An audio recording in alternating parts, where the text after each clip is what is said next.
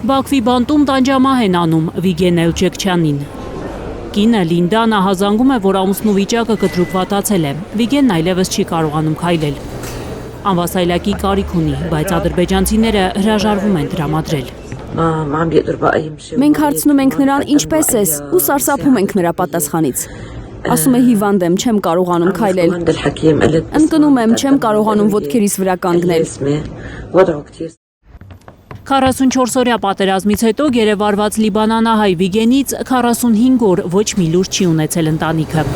Ամենավատն են մտածել։ 2 օր առաջ է զանգել ամուսինը, բայց կինն ավելի է սարսափել